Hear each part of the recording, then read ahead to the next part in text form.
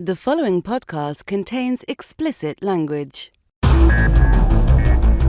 You're listening to the Cinematography Podcast presented by Hot Rod Cameras, a program about the art, craft, and philosophy of the moving image and the people who make it happen. Coming to you from the world headquarters of Hot Rod Cameras in Hollywood, California, are your hosts, Ben Rock and Ilya Friedman. Hey, Ben, I know you thought Sundance was over, but we are keeping it going. We are keeping it going. We are? Sundance 2022. We've got another episode here with documentary filmmakers, and we are going to kick it off right now with the filmmaker behind To the End, which is Rachel Lears. Excellent.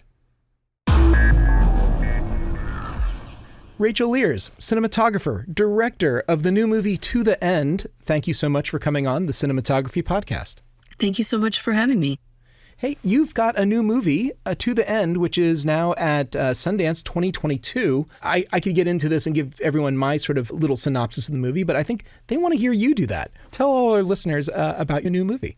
Yeah, well, so To the End is the story of four remarkable young women of color who are fighting for a Green New Deal, which is an ambitious and bold plan to stop the climate crisis and solve economic and racial inequality in the process. So we follow them over the course of 3 years through a real roller coaster of a volatile historical moment. You know, we've seen street protests, street level actions to the halls of Congress, and they really ignite a historic shift in climate politics in the United States. And the film explores what it takes to have the courage to act in the face of the overwhelming nature of the climate crisis.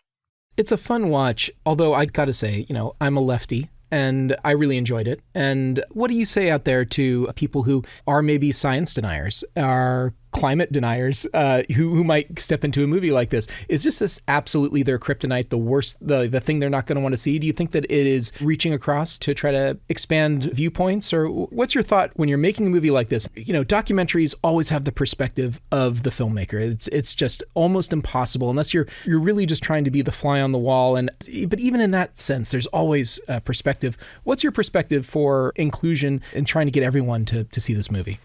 Yeah, it's such an interesting question and one that I think about a lot. There's a few different ways to answer it. On the one hand, so we are creating a character-based narrative that has a lot of narrative drive. We try to make documentaries that feel like fiction films. So you're watching people go through these really big emotional journeys.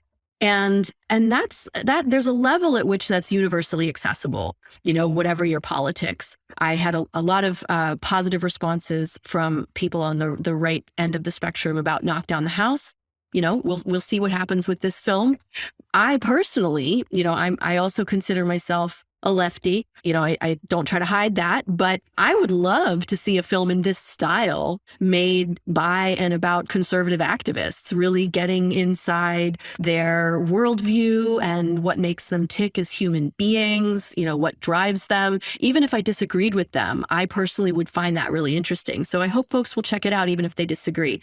Now, there's a couple other ways of looking at this question, and one of them is that with the climate crisis, there's just no doubt anymore. The most recent UN report says there's 100% certainty that humans are causing climate change and that there will be disastrous consequences if we don't act in a big way soon. So there's really no more debate. Anyone who's engaging in that sort of debate is really falling prey to misinformation, or else they're actually actively working with or in the employ of the fossil fuel industry. And as you'll see in the film, there's a strong correlation between the talking points of the fossil fuel executives and the ones that we do hear coming from the Republican Party, and also elements of the Democratic Party that are opposed to climate action.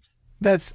I'm just going to interrupt you for 1 second. Sure. That scene you mentioned is got to be a highlight of the movie, at least for me, but I think for many people, to watch the oil executives sitting there under a microscope and having to squirm in their chairs, being unable to answer the things that they know are true. Which is, it's a really wonderful, brilliant little moment of the movie. And, can I say one thing about that scene? Yeah, please. Interrupt me. Go jump in. No, it's such an interesting scene. It's one of my favorites. I actually didn't shoot it myself because it was a hearing. I did have have a press credential to be able to get into all of the hearings and spaces in the Capitol that I needed to for this film. But that one was closed to press, and they had a pool recording through C-SPAN. So I got to sit in the basement room with the C-SPAN folks who were operating the cameras, and it was shot on 4 cameras. I was recording it on 4 decks, and the executives decided to literally phone it in. They decided to do it remotely as opposed to being in the room. And it was reported that they did this in order to avoid a quote, cinematic confrontation. Right?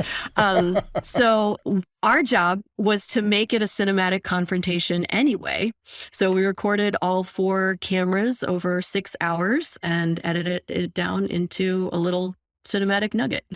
Well, mission accomplished. That's great. And spoiler alert for everyone who hasn't seen this movie, the climate crisis is solved and everyone's happy and there's millions of jobs. But no, really, you start off with the movie with, I think, a very appropriate quote, which basically says, and I'm not going to spoil this for anyone. If you want to spoil it, you can, but that we are in a time of transition. This is a time of transition between, old world and new world. And I'm reminded of that throughout the movie, that there is this old guard that is not going to be able to maintain their control of the way things are forever. And the world is going to be inherited by people who are not going to accept it. Can you speak a little bit about to this time right now and what that means in your movie? Yeah. So even though the film was started in 2018, the story goes up to the minute. The final scene was shot 2 weeks ago. It really speaks to this historical moment. And I just think the existential anxiety that a lot of folks are experiencing now with the interlocking crises that are very plain for everyone to see. So while we were making this film, we started before the pandemic. It's all of that sense of impending doom has just gone through the roof for everyone, of course, in the last 2 years. But the climate crisis, even on its own, just provokes a sense of dystopia or the coming apocalypse, right? It's almost become cliche to talk about it like that. And of course, there's plenty of disaster movies that treat it that way.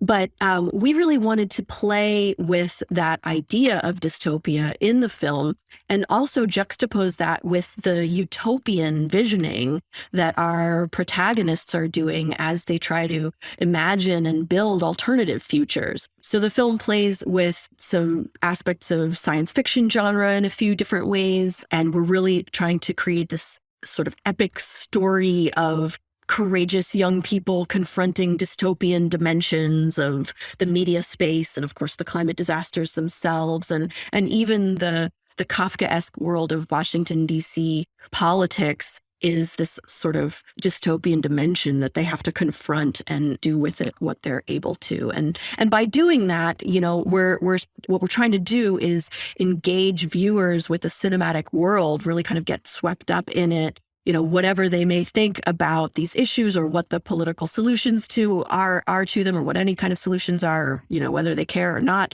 really get swept up in this story.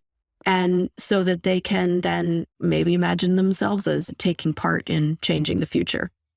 Let's shift gears just a little bit. You're a director and cinematographer, and I always think that's really interesting because it causes you to bifurcate your brain in a particularly, I think, uncomfortable way for a lot of people, myself included. You're not just concentrating on the visuals, you're concentrating on what's being said, you're concentrating on how everything is having to fit into it. You don't just have one job.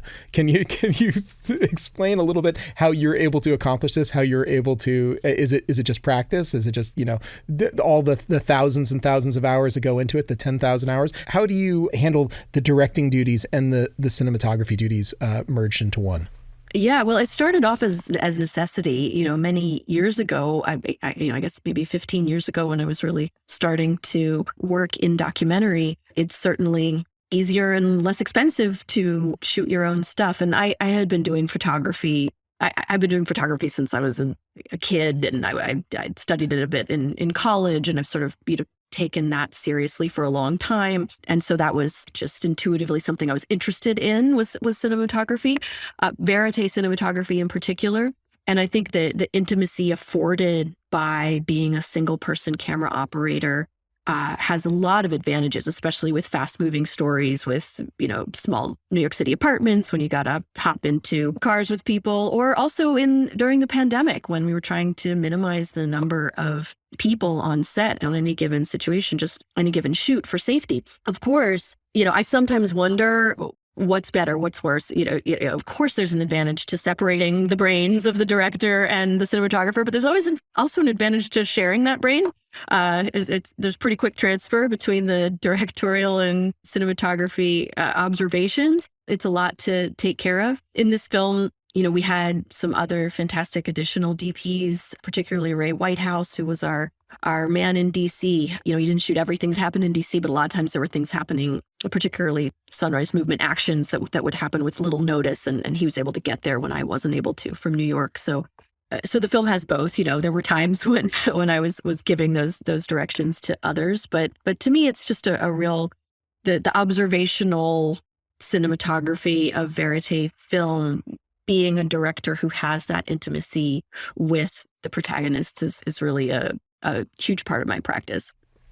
You bring up DC, and DC is notoriously a difficult place to shoot. It's difficult to manage the logistics, and you have so many locations. I mean, you start off in Paradise, California, you go back to Paradise, California, and probably 100 locations in between. Can you talk a little bit just about the logistics of this movie and how? I know you made it over the course of years, but how that all comes together and how you work with a team of camera people or field producers, or what's your process? Yeah.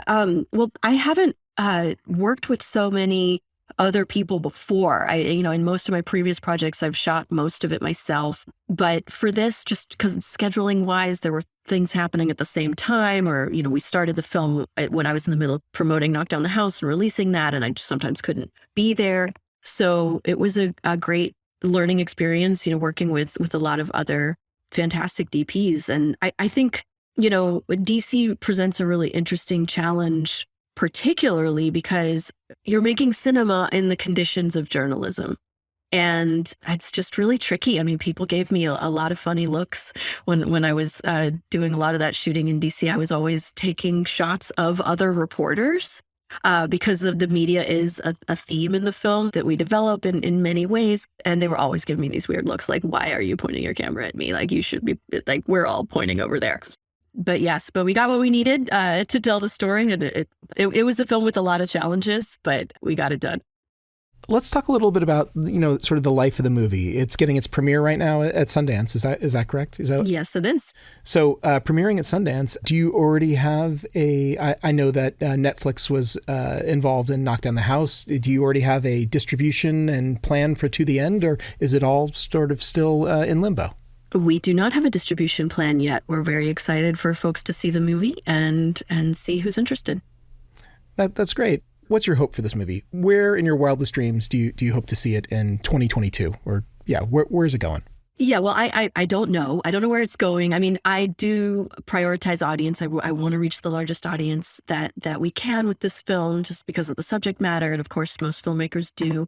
But, I think it also really matters to have a distributor that's excited about it. This is a film with a dark story, with a difficult story. It's not as feel-good a movie as Knock Down the House, although there are layers of inspiration in there. So, aside from audience and impact, I really just want to find somebody who's excited about it, who understands all the artistic layers that we're working with, and who's excited to bring it into the world with us. So, I know that it was a race to the finish for this movie, and that you just spent, years of your life making it happen.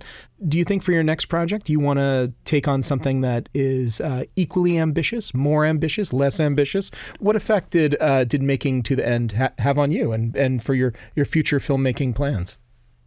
That's an interesting question. I am not sure. I in some ways, I feel like I could do just about anything after this because it was really difficult, but I want to take a little bit of a break to think about it. And I'm really going to focus on getting this film out there. We're also going to put together a huge impact campaign to make sure the film can be used strategically with movements, trying to engage people in participating in the democratic process and being part of trying to change the conversation around climate action. So there's going to be a lot to do. And I have a lot of ideas in the works for new projects, but nothing fully baked yet, nothing shareable quite yet. I'm cynical. I watched your movie and I felt like this is great and it appeals to me, but there's a part of me that is so cynical. I feel like I have not ever seen real substantive change the way that it's being talked about in the movie. Certainly not in like something like the Green New Deal or now the Build Back Better. But what do you say to cynics like me? What do you say? What's that about? What we're dealing with here is, the climate crisis and everything that all the inequality that interlocks with it can be so overwhelming. And what I really want is for people to watch the film so that they can have an emotional experience of processing that. The film offers this really relatable story of young women finding the courage to act in the face of this enormous set of obstacles and this enormous uphill battle. But, we haven't reached the apocalypse yet. There's still so much that we can do to build a better world and to use this inevitable transition that's going to happen in our society and our economy away from fossil fuels to build the kind of society we want rather than just kind of let it all happen around us. But it really does involve engaging with politics in the United States. There's just no way to stop the global climate crisis without engaging with politics in the United States. So I hope that people will take a look at the film and be drawn into its world and come out with some new ideas about how they can participate. Spoiler alert, the film does not document an enormous transformative legislative agenda getting passed in the United States. But I think we need to understand how close we came to doing that. And, it's not over till it's over. And it's not over. There's still time. There's always a choice about, as Alexandria Ocasio-Cortez says in the film, where are we steering the ship? But I think that we're also bringing in history to this conversation in two ways. First, by showing in a historical sequence that these huge transformative changes in the midst of crisis have happened before in this country. The New Deal of the 1930s was exactly a response to an economic crisis, and it was transformative. It is possible to put millions of people to work in the midst of a crisis. World War II, same deal. And the other way, I don't want to give it away, but there's in the last scene, one of our characters brings in a really moving sense of her personal legacy and just what the people that in her family and people that she is descended from have been through in American history. And if she's looking at it, it gives her strength to imagine moving into the future and continuing to be part of, she doesn't have the luxury of cynicism, basically. I would say that young people that the young people that we're focusing on in this film and, young people of color in particular don't feel like they have the luxury of cynically just giving up on this. There's always going to be a reason for them to be in this fight. And to be honest with you, I, as the mother of a young child, I have a 5-year-old, I feel the same way. I have to believe that something is possible, something better is possible. So the film documents that, and folks can do with it what they will. Well done, Rachel. And thank you so much for sitting down on the show here and giving us a little more insight into your movie. Thank you so much, Ilya. All right, so that was Rachel Lears. Thank you so much for being on the show, Rachel. That was great. All right, next up, we have the filmmaker behind the new Sundance documentary, TikTok Boom, all about TikTok. It's Shalini Kantaya. Excellent. I'm joined now by Shalini Kantaya, the director of the new movie TikTok Boom, which is just had its premiere at the Sundance 2022 Film Festival. Shalini, welcome to the Cinematography Podcast. Thanks so much for having me. You've made a documentary about TikTok at its core, which is really an exploration of the social media platform, as well as diving into some of the controversy that exists around the app and the Trump administration. Can you give just the log line or the 30-second elevator pitch for our listeners so they know a little bit more about your documentary?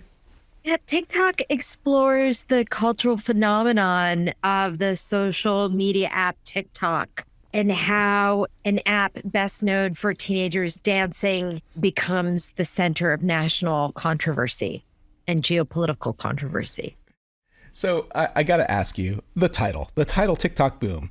It's very, very similar to Tick Tick Boom, which of course came out this year. Is this completely happenstance or were you totally aware of it when you went down this path? That is happenstance. And we knew it was coming, but we liked the title so much. It felt like the perfect title for the film.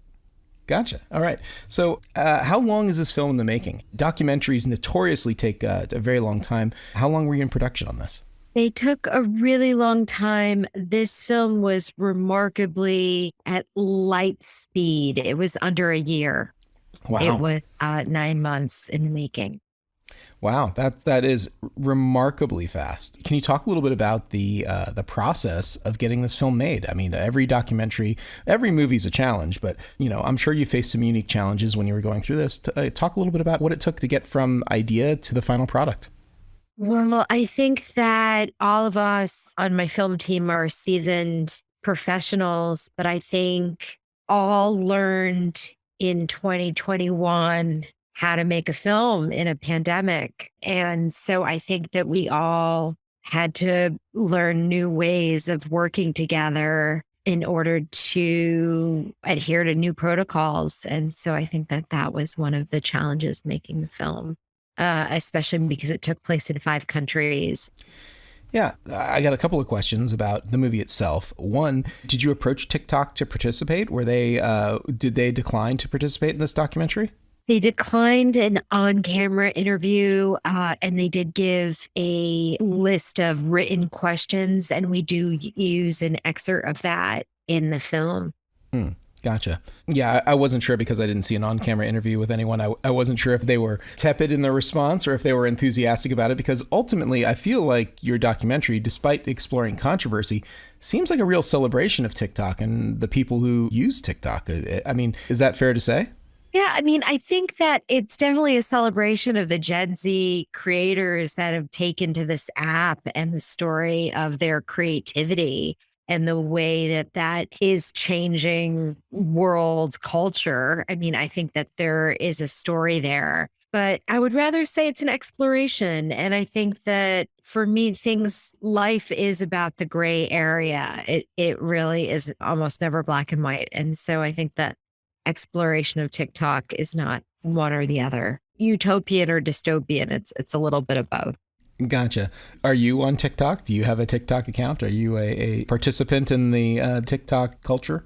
I'm currently not on TikTok, but I was on TikTok during the pandemic. It was very addictive for me, and now I am not on TikTok.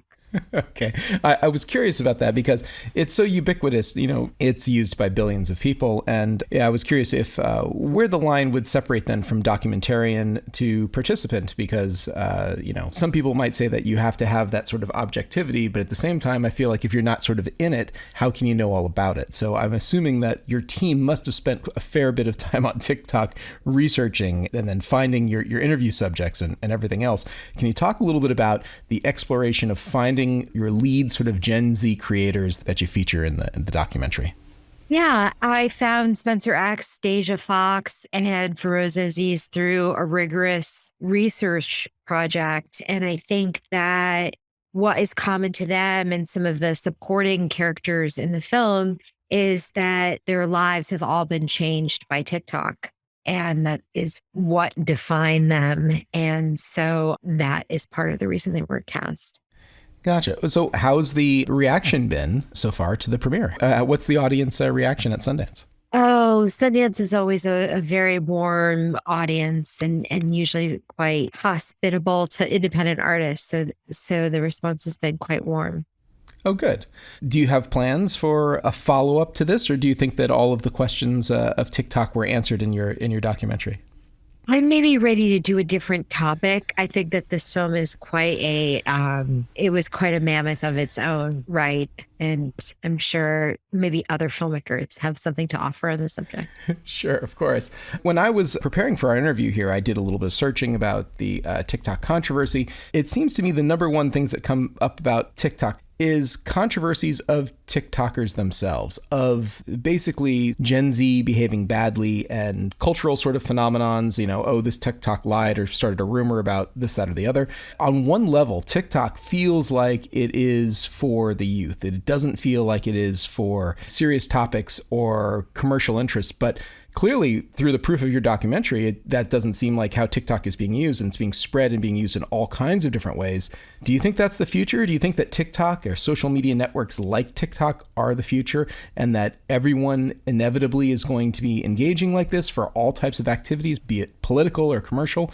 Or do you think that really it's something for the youth, and it's something almost like a throwaway, like it's a diversion, like so many other social networks, and it will never really expand beyond that? I think that TikTok right now is a major force to be reckoned with on the scale of Google, Facebook, Instagram, Snapchat, YouTube, any major Silicon Valley player. I mean, it's been downloaded over 2 billion times. It has completely eclipsed Facebook. And I think that while it started as a young person's phenomenon, that's not how it is now. I mean, I feel like you see people of all ages on there now, and it really is a force as a world player. And I think what the film seeks to sort of shine a light on are maybe TikTok is or isn't the future. Maybe next week there's another app, and this app is from Belarus or something. And we have to think about a whole other set of concerns and thoughts around this new app that eclipses something that we know. And I think what TikTok shows us is that this game isn't over, that we're going to see new players, that they may come from other places in the world, and that we need some sort of common law that would govern not just Silicon Valley companies, but also companies, from all over the world, so that we know that we have certain standards of health and safety using these apps and these products. Yeah, I think that's a really excellent summary. One of the topics that you really delve into is the Chinese ownership, and also then the censorship primarily of the users from speaking out critically against the Chinese government. Do you think that the problem is overblown, underblown? I mean, you spend a lot of time in the documentary on this, but it seems like it isn't really a primary concern for most of TikTok's users. How concerned do you think they should be? Well, it's a little different for me because I've spent a lot of time reading about how our everyday data can be weaponized. Now, that can be true of companies here in the US, but certainly in other contexts. So I think that question of, is there any there is a question that I never quite answered in the documentary. I feel like what is interesting about TikTok is that it was the center of controversy in terms of the military banning it, the Pentagon banning it, other countries also taking strong, raising investigations against the company. And so I don't know if they're any better or worse than Facebook, or if there are any added national security issues because of the possibility of the law, the complications of the laws, and the fact that the Chinese government has the right to ask for Chinese companies for data, and they have to give it to them. And so what I think is that TikTok really got caught in the crosshairs, and they operate much like how Facebook operates. Tell me about crafting the look of your documentary. It's a lot of sit-down interviews and a lot of footage clips. Talk about how you wanted to, what sort of feelings that you want to evoke and emotions from the look of this movie. Well, one is that we knew we had to integrate this sort of vertical video into the film. And so I worked with the director of photography, Steve Acevedo, and the visual effects designer, Zachary Luderscher, around creating distortion and making it look like sort of a distorted glass mirror effect. Anything in particular about the locations in which you chose to have the interviews or other works that were, inspirational for this? We used large, open, sort of post-industrial, Mr. Robot style warehouses for the interviews. And for the graphics, we gave everything a pink and blue kind of look, which is a homage to TikTok itself. Cool. Is there an official website right now for the movie? Is there a place that people can follow or subscribe so they can get updates of when TikTok Boom might be coming to a screen near them? Not at this time. I hope to have more news soon. All right. Well, hey, thank you so much for being on the Cinematography Podcast. I can't wait to see what you do next. Thank you so much. Every year, the Sundance Film Festival has thousands and thousands of shorts submitted, and very few make the cut. I was very fortunate this year to be able to talk to two of the filmmakers behind two of the, I thought, best shorts of the festival. First up is Carlos Cardona. He's got a television pilot called Chiqui, which I highly recommend that you seek out. And then next up after Carlos is Lena Hudson, whose short film Daddy's Girl is very funny and absolutely worth your time. Here we go. I'm joined now by Carlos Cardona, the director of the new television pilot premiering at the Sundance 2022 Film Festival, Chiqui. All right, great. Carlos, thank you so much for being on the show. Yeah, thank you for having me. Hey, you've made a really sweet, lovely pilot. And I know television pilots is sort of a new thing for Sundance. Tell me a little bit about getting your pilot into the festival. What was the process for you? Did you already have this? Were you making it with the intention of coming to the festival? What was your destination goal for Chiqui? So originally, I wanted to make a feature film about the story about my parents coming to the country from Colombia in 1987, which is what our television pilot is about. It's really an alternate version of the Latino immigrant experience. A lot of the content that comes not only from Colombia, but from filmmakers that explore the Latino immigrant experience, specifically from the 1980s, is almost always rooted in Pablo Escobar and the drug trade and the violence that was happening in the country. And, even though those things are like a very important part of our recent history, it's not what defines us 100%. And so I've just never seen something that not only explores the Colombian American experience, but the Latino immigrant experience of, what it's like to really try to assimilate to a country and to really forego your culture in order to be American. Originally, it was going to be a proof of concept or a short film, basically like the first 20, 25 minutes of the film. And when we were writing it, we discovered that condensing my parents' story or condensing their journey was just, a feature film just wouldn't do it justice. And so we decided that instead of aiming for that, we should aim for it to be a series. And so that's when we set out to make the pilot. And basically, we shot it in the autumn of 2020. This is like sort of in the midst of the pandemic. And this before vaccines and all of that. And so it was a little difficult to get everyone together. Fortunately, we were able, a lot of people that I worked closely with and colleagues of mine that I've worked with in the industry, everyone came together to make this happen. And, fortunately, no one caught COVID, nothing got shut down. So we were very fortunate to be able to pull it off, especially considering that we shot it over the course of 3 weekends. So we were very grateful that nothing serious happened other than just the general existential crisis that you face while making a film. Getting it into Sundance, we were very shocked because prior to getting the phone call from Sundance saying that we were accepted to the festival, we had been rejected from 4 other, I'm not going to say any names, but well-known festivals. And so when we got the call from Sundance, it was just completely, surreal. I just couldn't believe it. And it's a shame we can't be in person in Park City, but regardless, being part of Sundance, whether it's in the virtual sphere or in real life in person, is just a magnificent opportunity. I'm going to paint a picture now here for our listeners because this is an audio medium and not a visual medium, but I loved Chiqui, and I loved the look of Chiqui in particular. And I know that you were not alive to live through that time, and I'm sure that you had to watch reruns and stuff to get the flavor. But not only does your pilot look like it was made to be that time, like all of your, your makeup, your wardrobe, your set dressing, all of that really feels of that time. It's shot as if it was a television program you were watching in that time. Like in 1987, that's what TV looked like. Like the way that it's staged, the way that it put together. And of course, the film grain and just the aesthetic of it. This is not an accidental thing. I'm sure this must have been your intention. Can you talk a little bit about your intention of the way that this pilot looks? Yeah, absolutely. So we shot the whole thing on 16 millimeter, super 16 millimeter to be exact. Even before writing the script, we were like, this has to be shot on film because I'm a huge film purist.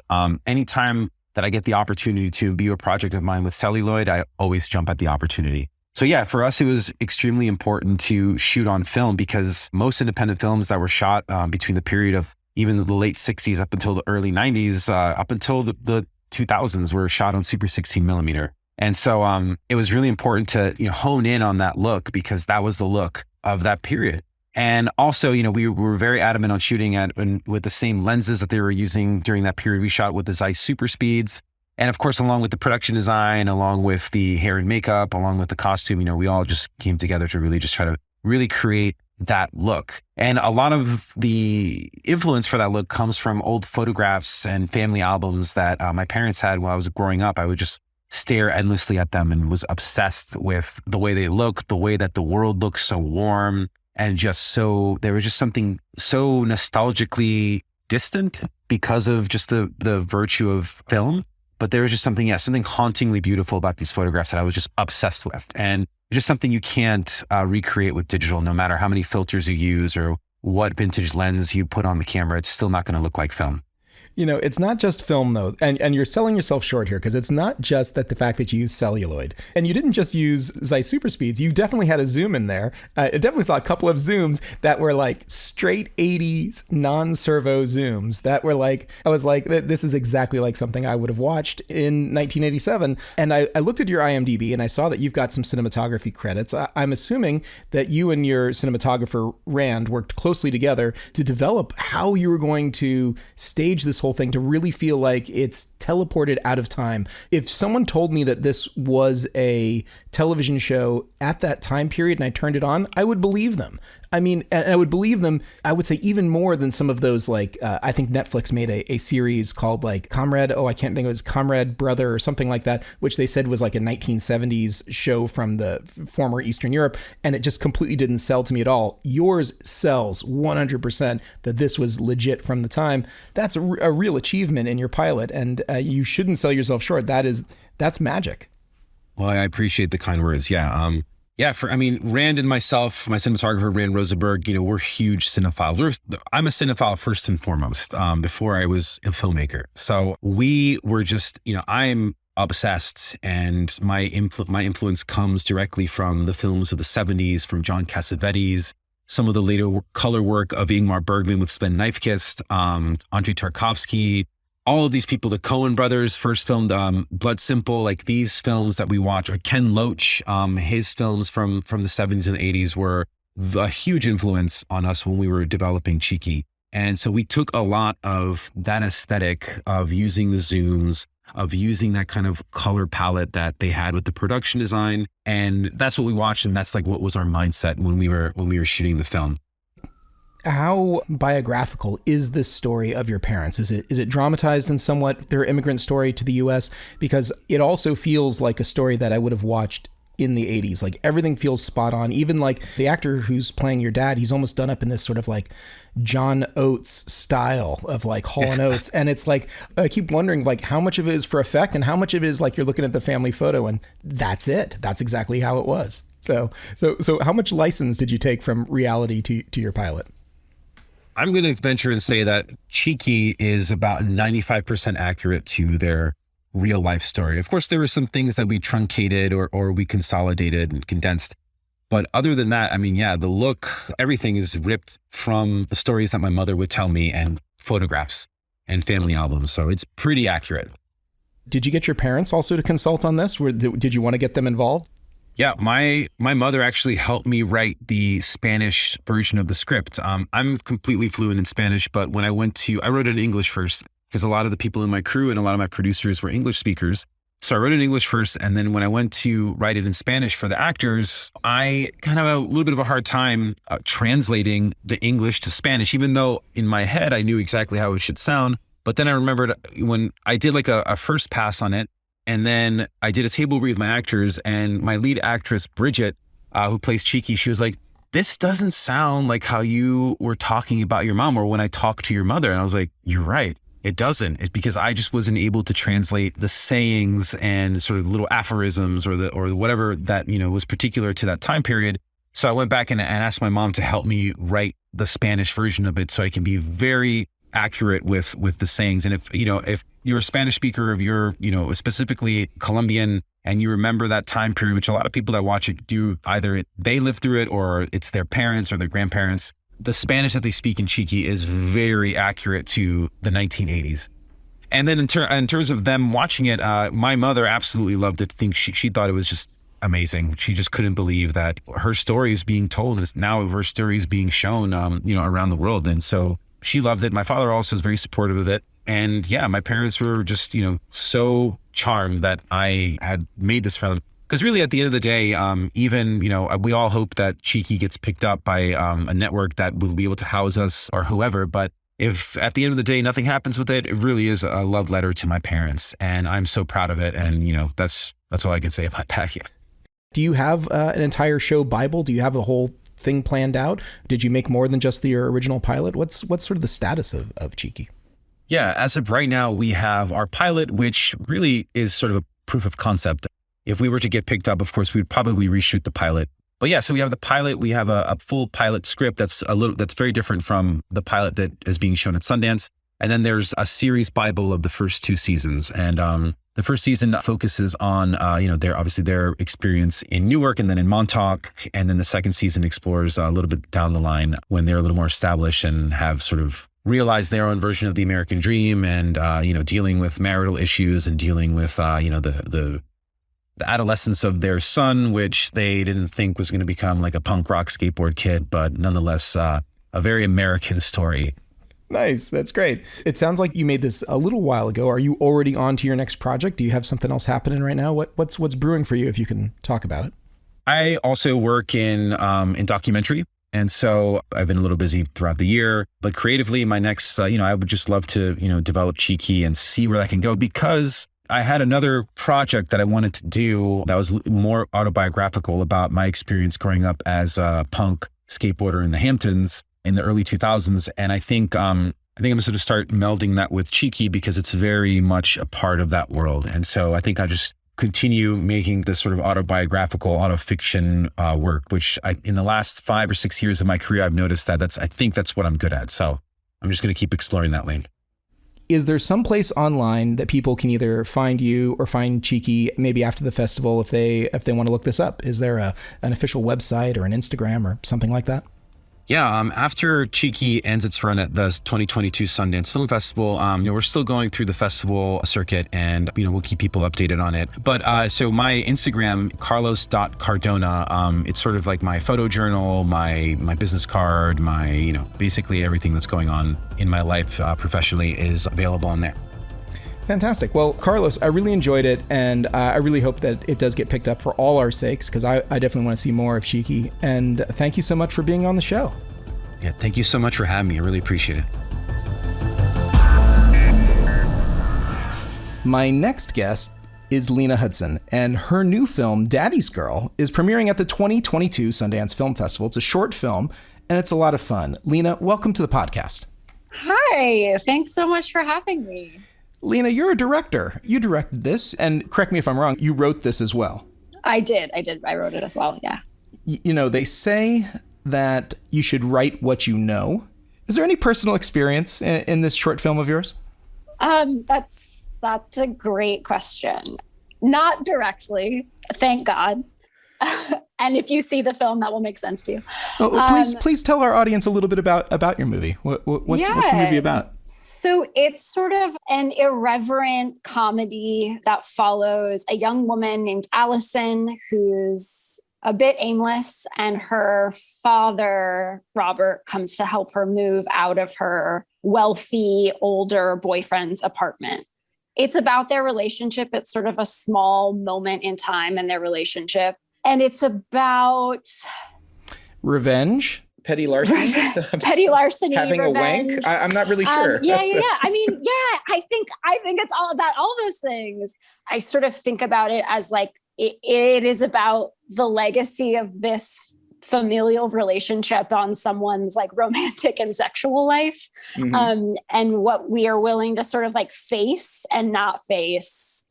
That's right. Yeah. Yeah. How do you communicate with a parent about something that is unexpected and intimate? I mean, it's not everyone has those skills. So, or that relationship with their parents. I think very few of us have those skills, to be honest. Yeah. Perhaps, mercifully and mortifyingly, wonderfully, that maybe we don't have some of those skills. Yeah, but anyway, I think that a lot of people can relate to the story, and it's a lot of fun. Can you talk a little bit about, this is the Cinematography Podcast, and the movie was shot by Fletcher Wolf. And can you talk at all about your relationship and how you came up with the look and sort of the style for the short?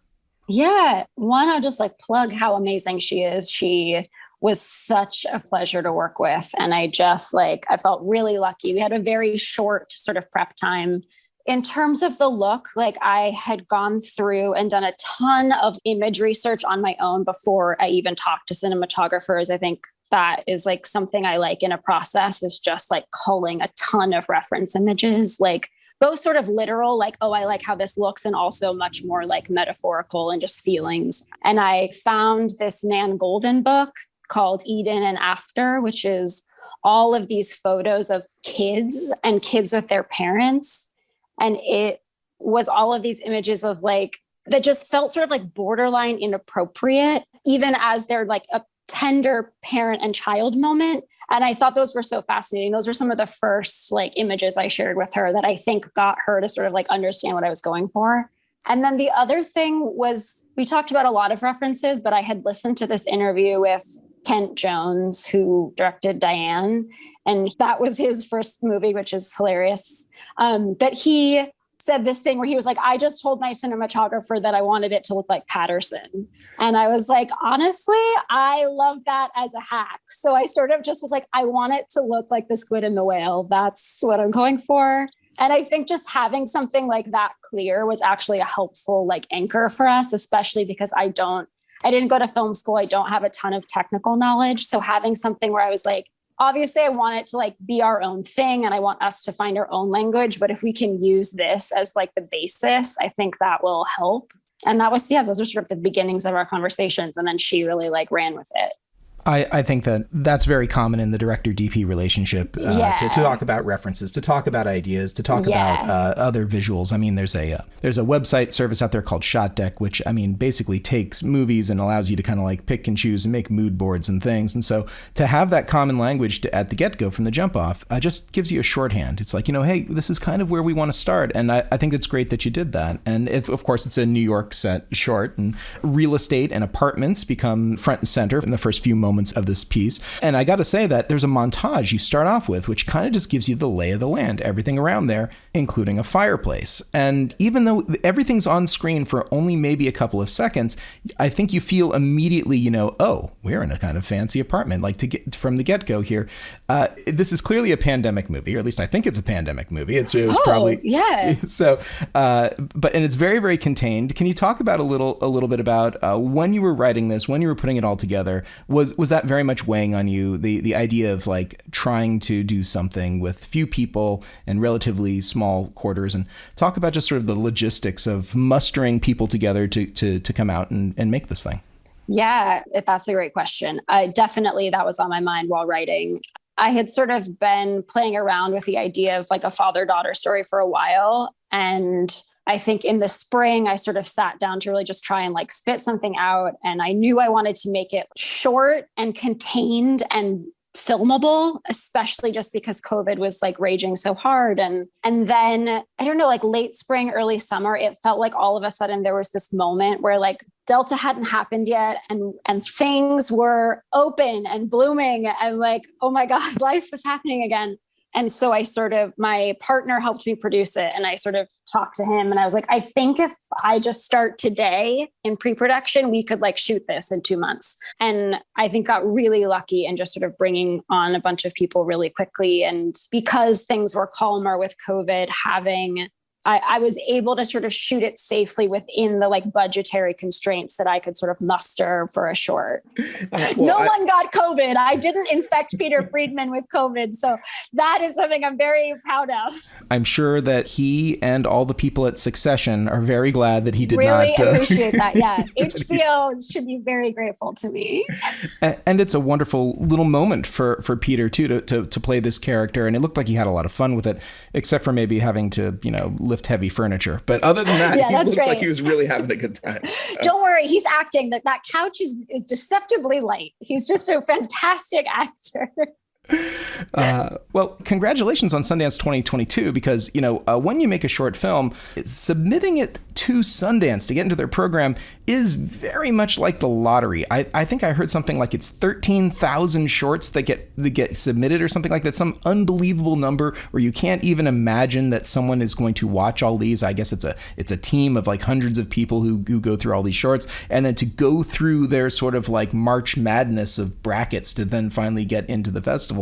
Congratulations. It is a monumental achievement just to get here. And now, of course, it's an Academy approved festival. And is your plan for more festivals after this? Do you want to put it on Vimeo? Do you have an idea of what's next for Daddy's Girl? Yeah, we will hopefully find a life online. We're sort of like sussing through what the best path forward is for that. But yes, definitely will be online at some point, hopefully soon, for your viewing pleasure.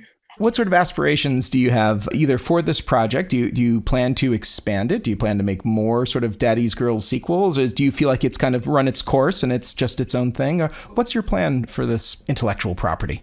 Yeah, so I am in the early stages of writing a feature version of this short, which was sort of like a plan and not a plan while I was writing it. I felt there was just something in this dynamic and this relationship that felt like it could potentially support like a longer form project. So, and I think I have a way, after doing the short, I sort of have a way into this longer idea that I actually really like. So we'll see what happens.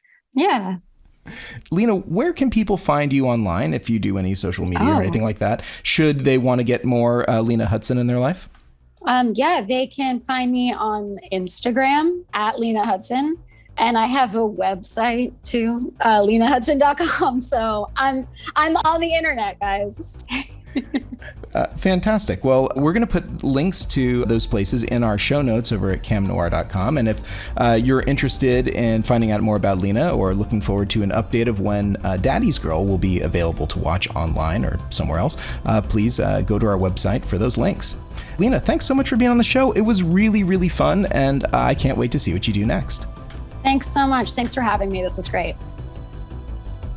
This has been the Cinematography Podcast, presented by Hot Rod Cameras. Find your next camera, lens, or accessory on the web at hotrodcameras.com. Don't forget to subscribe to our show on iTunes and connect with us on Facebook and Twitter.